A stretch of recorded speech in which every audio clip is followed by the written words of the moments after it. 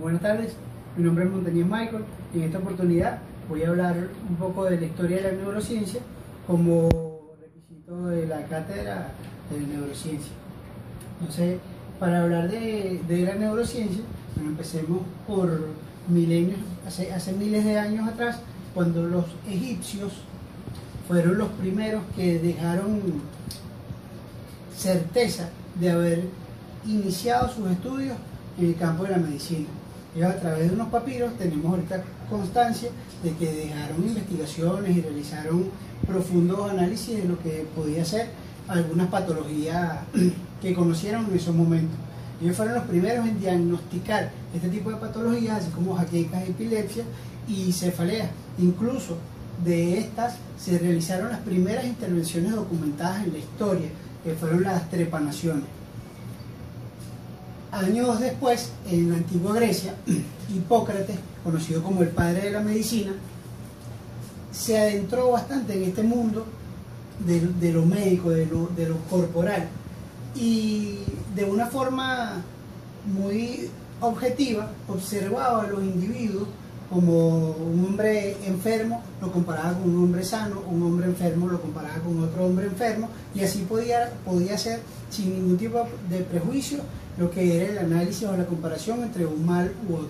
Él planteaba que todo estaba rodeado de un equilibrio corporal de los 4 humores, que era la sangre, la flema, la bilis negra y la bilis amarilla. Desligándose de esto estaban los 4 temperamentos, que era el sanguíneo, el colérico, el flemático y el melancólico. Él planteaba que cuando una persona se sentía mal, cuando estaba en presencia de una enfermedad, era por un desequilibrio corporal. Y decía que lo más recomendable era el reposo, la higiene y la dieta, más allá de utilizar algún tipo de planta medicinal. Aristóteles, unos años después, planteó que el corazón era el órgano más importante del cuerpo humano, donde estaba el sentimiento y el pensamiento. Después de Cristo aparece Galeno de Pergamo, donde hablaba de que los nervios tenían 2 vías, que era el sensorial y el motor. Uno respondía a los sentidos y el otro a las acciones físicas. Y fue el primero en mencionar que el cerebro era especializado, era el órgano controlador de todos los demás órganos del cuerpo humano. Años siguientes, René Descartes planteó su teoría de reflejo, que unos años después Luigi Galvani mostró que estaba un poquito errado Descartes con el tema de los reflejos, ya que Descartes hablaba de que el reflejo se activaba con un estímulo externo, hacía que el cuerpo reaccionara. Sin embargo, Luigi Galvani demostró que de forma interna el cuerpo, estimulando alguna área del cerebro, podía hacer reflejo en algún músculo. René Descartes hablaba de que el cuerpo estaba dividido en dos partes, que lo que era el cuerpo y lo que era la mente. Uno era físico y el otro era inmaterial. Él planteó que el sistema nervioso era una máquina, era la máquina más potente del cuerpo humano. Luego tenemos a Leonardo da Vinci, que es todo conocido como un gran pintor artista. Bueno, él trabajó en disecciones médicas. Entonces, con esto fue un anatomista muy famoso en la época y trabajaba en las prisiones con los cadáveres y luego tuvo permisos para hacerlo en hospitales. Y bueno, en unos años de trabajo publicó lo que fue el Tratado de Pintura, en lo que mostró más de 200 dibujos anatómicos como lo era el ojo, los músculos, las partes internas del cuerpo humano, incluso el feto en el vientre. Creo que fue el primero que plantearon.